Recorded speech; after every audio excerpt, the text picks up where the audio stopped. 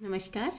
आज हम सूरदास के वियोग वर्णन का व्याख्या करते हैं, जो तृतीय वर्ष के विद्यार्थी मोहनलाल सुखाड़े विश्वविद्यालय उदयपुर के पाठ्यक्रम में सम्मिलित है।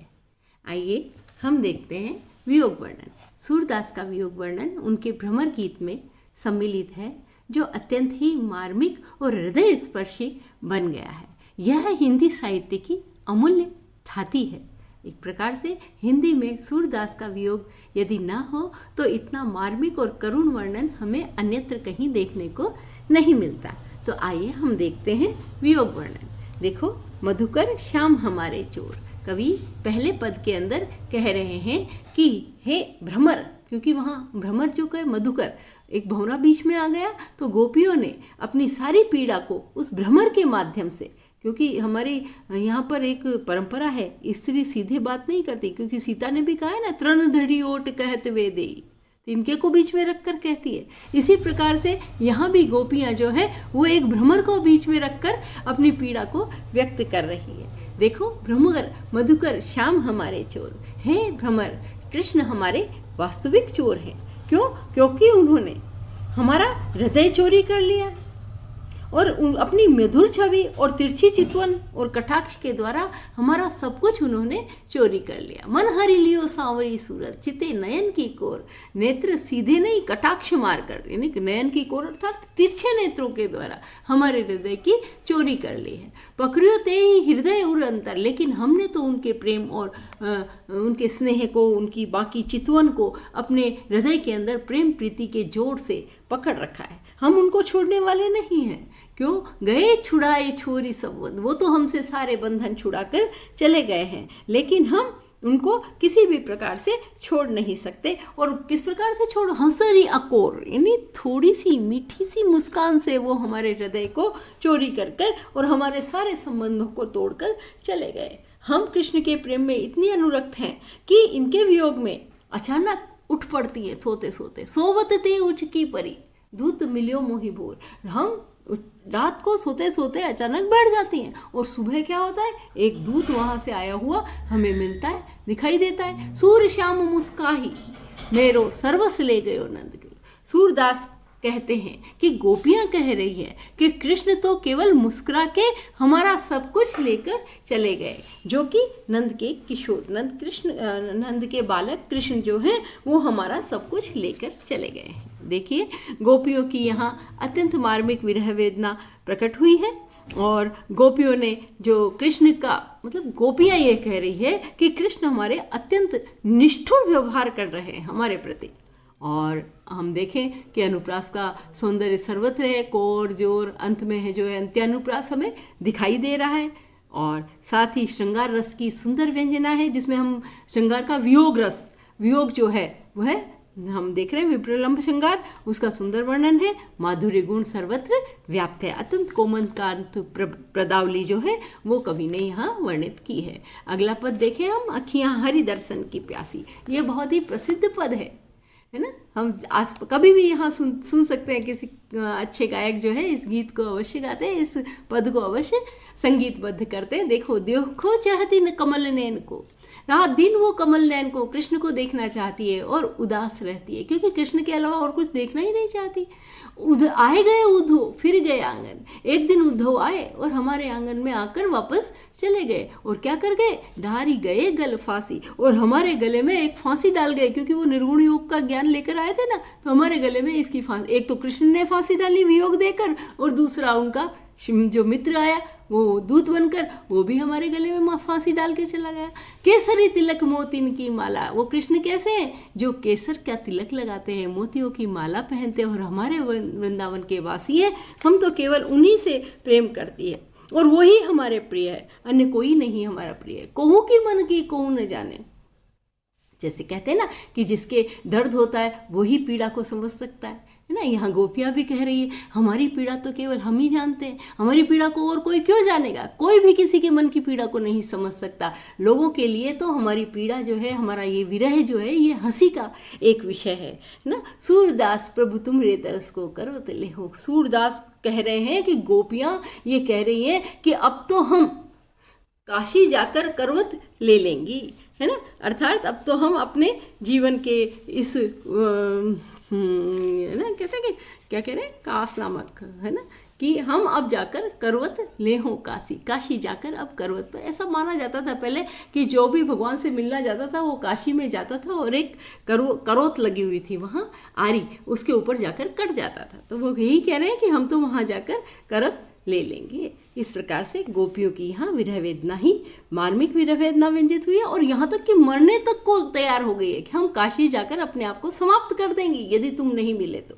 कृष्ण की प्रति गोपियों का एकनिष्ठ प्रेम जो है वो अभिव्यक्त हुआ है। अनुप्रास सर्वत्र है, भाषा ब्रज है ना, वही जो पिछले पद में है बिल्कुल वही हम विशेष गुण इस पद के अंदर भी देखते हैं। अगला पद देखिए, बिनु गोपाल बेरिन भई कुंजे।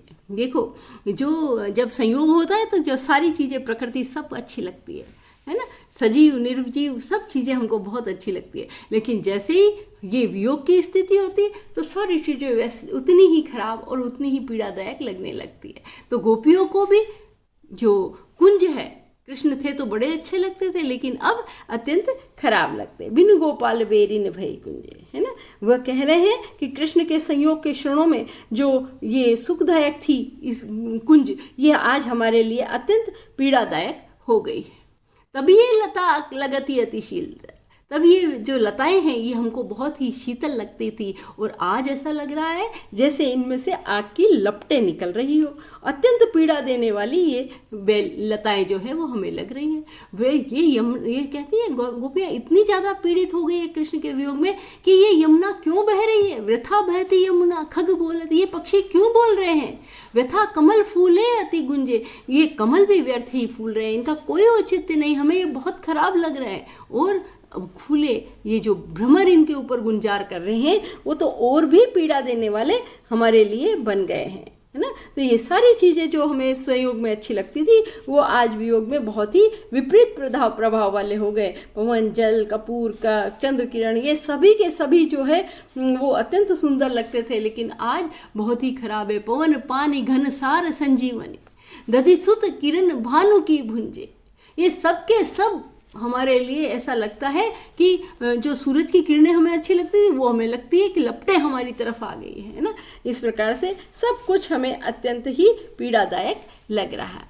गोपियाँ उद्धव से कहती है, हे उद्धव, तुम अपने माधव अर्थात कृष्ण से कहना कि वे विरह की छुरी से हमें मारकर क्यों लुंज पुंज कर रहे हैं। उद्धव माधव से कहियो, विरह करद करी मारत लुंजे, क्यों हमें ये जो है पीड़ा दे रहे हैं, हमारे ऊपर इस प्रकार की क्या कहते हैं ना, विरह के कारण हमारे ऊपर जो ये क्या कहते हैं लुंज पुंज कर रहे हैं, हमको अत्यंत ढीली कर रहे हैं, हमको अत्यंत पीड़ित कर रहे हैं। ये अर्थात विरह के कारण हमारी दशा अत्यंत व्याकुल हो गई है। सूरदास कहते हैं कि श्री कृष्ण की प्रतीक्षा करते हुए हमारी आंखें गुंजे के समान लाल लाल हो गई है। गुंजा होता है ना लाल, एकदम उस प्रकार से लाल हो गई। तो बहुत ही मार्मिक पीड़ा जो और जो यह जो इसके अंदर विपरीत स्थिति में प्रकृति का भी खराब लगना, यहाँ कवियों ने जो हमारे पुराने समय से कवि अपने एक किंवदंती के रूप में इसको कहते थे कि ये विपरीत हो जाती, वैसा ही सूरदास ने यहाँ वर्णन किया है। लेकिन अत्यंत मार्मिक है, पीड़ादायक। गोपियों की पीड़ा इससे बिल्कुल चित्रात्मक रूप में व्यक्त होती हुई दिखाई दे रही है। उनको कुछ नहीं अच्छा लग रहा है, ब्रजभाषा इसकी है ना, और वियोग श्रृंगार यहाँ व्यक्त हुआ है। अगला पद देखते हैं, प्रीति करी काहू सुख न लयो। आज तक संसार में प्रेम करके किसी को सुख प्राप्त नहीं हुआ है। गोपियाँ भी अपनी पीड़ा को यही कह रही है कि किसने सुख प्राप्त किया है, हमने भी नहीं किया। और उसके उदाहरण भी दे रहे हैं, देखना कि प्रीति पतंग करी दीपक सो, प्रेम किया पतंगे ने दीपक से और क्या किया, स्वयं उसके ऊपर आकर जल गया। हम देखते हैं ना पतंगे उसके ऊपर आकर जल जाते हैं, छोटे छोटे मच्छर।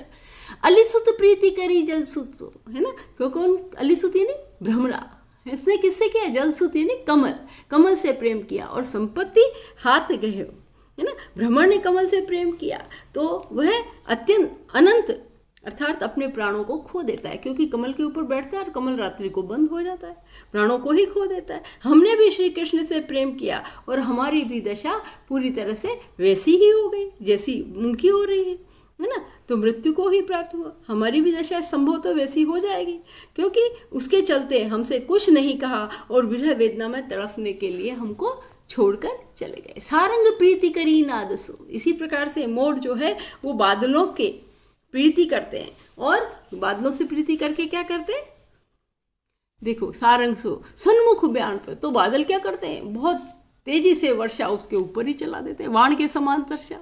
हम जो प्रीति करी माधव सो चलत न कछु गयो, और हमने जो कृष्ण से प्रेम किए उसके कारण उन्होंने जाते समय हमको कुछ भी नहीं कहा, है ना। यहाँ पर सारंग शब्द जो है वो मयूर के लिए भी और हिरण के लिए भी है ना। हिरण भी नाद से प्रेम करता है और इसके वशीभूत वो बाणों को देखो कि हिरण को भ्रमित करने के लिए संगीत बजाया जाता है और वो बाण खाकर अपने प्राणों को दे देता है, ऐसा वर्णन भी यहाँ पर कर हो है। और उन्होंने यही कहा है, विरह वेदना को अत्यंत तड़पते हुए हमको छोड़कर। सूरदास प्रभु बिन दुख दूनो नैननी नीर बयो, हमारे नेत्र से उनके बिना जो हमारा दुख है वो अत्यंत पीड़ित हो गया, क्योंकि जाते समय उन्होंने हमसे कुछ भी नहीं कहा कि मैं वापस आऊँगा या कुछ और, ऐसा कुछ नहीं कहा। अतः हमारी पीड़ा तो डबल दुगनी हो गई है उनको देखकर या उनके न आने के कारण, और उद्धव के यहाँ आकर और ज्ञान का देने के कारण तो और भी ज़्यादा दुगनी हो गई है, इसलिए हमारी पीड़ा अत्यंत दुगनी हो गई है। तो यहाँ वही विशेषताएं हैं जो हम बार बार कह रहे हैं। गोपियों की विरह वेदना है, ब्रज भाषा का सुंदर वर्णन है, श्रृंगारिक रस है ना, और माधुर्य गुण है। तो अगला हम देखें, संदेशनी को मधुवन कूपर, ये इनका बहुत प्रसिद्ध पद है, क्योंकि गोपियाँ कह रही हमने इतने संदेशे भेजे कृष्ण को कि उसके कारण जो मथुरा है वहाँ के जितने कुएं हैं वो पूरे के पूरे भर गए। अतिशयोक्ति, इतने संदेशे भेजे हमने उनके लिए। तो देखो कि संदेशनी मधुवन कूप भरे, अपने तो पठवत नहीं मोहन, हमरे उफिरी न फिरे। स्वयं तो कुछ लिखकर हमको देते नहीं है और हम जो भेजते हैं उनको भी दोबारा नहीं आने देते, वापस हमारे को लौटा कर नहीं देते, बल्कि वहीं कुएं में गिरा देते। तो कृष्ण के संदेश जो है बिना पढ़े ही कुएं में डाल देते हैं। इसके कारण न तो कोई आता है, और यहाँ से जो पथिक जितने पथिक पठिए मधुवन को बहुरी न शोध करे, जितने पथिक यहाँ से मधुवन को गए हैं वे लौट कर भी नहीं आए, पता नहीं कहाँ चले जाते हैं। या तो वे कृष्ण ने उनको समझा बुझाकर वहीं रोक लिया है, या तो क्या लिखे, या तो जो है के तो श्याम सिखाई प्रबोधे, के कहूँ बीच में रे, या तो उसको सिखा के कह दिया अब तुम जाना ही मत इस रास्ते से दोबारा, और या फिर बीच में उनको मार दिया, बीच में ही वे मर गए हैं, राह में ही मर गए हैं। इसी कारण वो नहीं, और अपनी तरफ से अनुमान लगा रही है गोपियाँ। श्री कृष्ण अपनी ओर से तो कोई प्रत्युत्तर या संदेश नहीं भेजते और हमारे यहाँ से भेजे हुए संदेश वाहक को भी नहीं भेजते। कागद गरे मेघ मसी छूटे, सरदब लागे जरे। अब तो हम उनको संदेशे भेज कर इतने थक गए कि अब हमारे पास सामग्री भी खत्म हो गई है ना।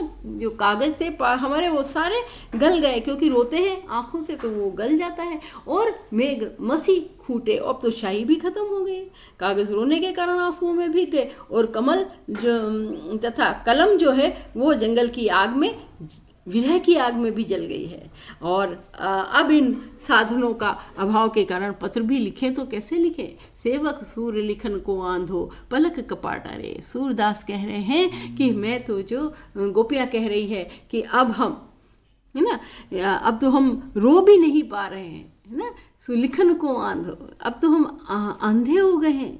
पलक रूपी कवाड़ जो है, रूपक अलंकार देखो, पलक रूपी जो दरवाजे हैं, द्वार हैं, वो भी अब बंद हो गए। ऐसी विषम स्थिति में पत्र लिखना और भी ज़्यादा असंभव हो गया। पत्र से थोड़ी पीड़ा कम होती है, लेकिन अब तो वह भी कम नहीं होती, उसकी भी पीड़ा हमारी अत्यंत बढ़ गई है। तो रूपक अलंकार का अत्यंत सौंदर्य है और मधुवन कूप भरे में अतिशयोक्ति है, लेकिन फिर भी हमें ऐसा लगता है जैसे सही है ना, ज़्यादा नहीं है, लेकिन फिर भी यह मार्मिक जो पद है बहुत ही सुंदर बन पड़ा है। ब्रजभाषा का यहाँ सुंदर प्रयोग हुआ है, माधुर्य गुण है और अनुप्रासिक सौंदर्य तो सर्वत्र है ही। अब हम अगला पद देख लेते हैं। प्रीति करी दीन ही गरे छुरी, जैसे बदिक चुकाई कपटगन पाछे करत बुद्धि।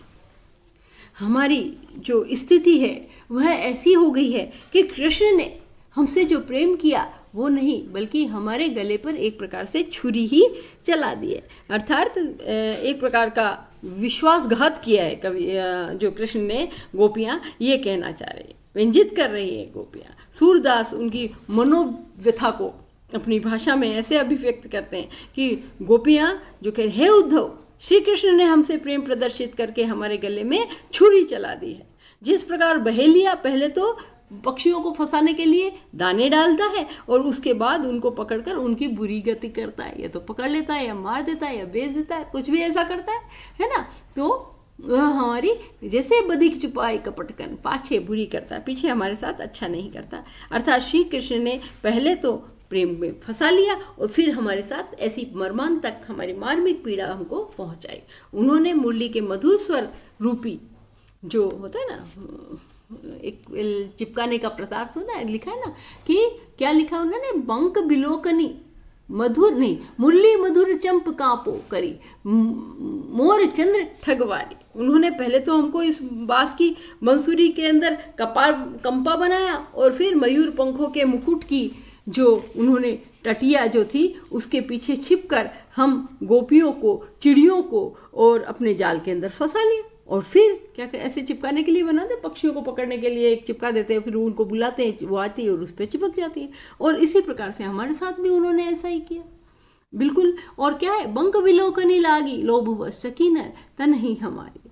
हम तो तिरछी जो उनकी चितवन है उनकी आग में दग्ध हो गए। तिरछी चितवन रूपी आग में हम अत्यंत लोभ के कारण उसके अंदर फंस गए हैं और इस तिरछी चितवन ने हमारे हृदय को जो प्रेम की ज्वाला थी उसके अंदर हमको डाल दिया है। अब सकीन तन ही समारी, अब हम अपने आप को किसी भी प्रकार से संभाल नहीं पा रही हैं। तो श्री कृष्ण हमें इसी प्रकार से तड़पता हुआ मथुरा छोड़कर चल तलफत छाड़ी गए मधुवन को बहुरी न कीनी, वापस हमारी सार संभाल भी नहीं, देखा भी नहीं हमको कि हमारी स्थिति क्या है। जैसे शिकारी मरने के लिए छोड़ देता है शिकार को, वैसे ही हमारी स्थिति कर दी है उन्होंने ना। और क्या कह रहे हैं कि साथ में सूरदास व कलप तरोवट फिरी के लई न बैठी डार। सूरदास कह रहे हैं कि जिस प्रकार से उनकी खबर भी नहीं ली है ना, तो वो कह रहे हैं, गोपियाँ कहती हैं, इसके बाद हम कभी कृष्ण रूपी कल्प वृक्ष की डाल पर न बैठ सकी, कृष्ण के संयोग का सुख हम प्राप्त ही नहीं। कल्प तरोवट, कल्प रूपी जो वृक्ष है, कल्प वृक्ष, उसकी डाल पर हम कभी नहीं बैठ सकी। जब कृष्ण थे तभी बेटी, दोबारा वो हमको छोड़ के गए, तब से हम आज तक कभी उनकी डाल पर नहीं बैठ सके। तो बहुत ही सुंदर मार्मिक वर्णन इनका किया है। अगले वीडियो में हम शेष रहे पदों का व्याख्या करेंगे। तो बहुत मार्मिक वर्णन जो है, ब्रज भाषा का लुभावना रूप, माधुर्य गुण और श्रृंगार रस, वियोग श्रृंगार का सुंदर रूप यहाँ वर्णन हुआ। धन्यवाद।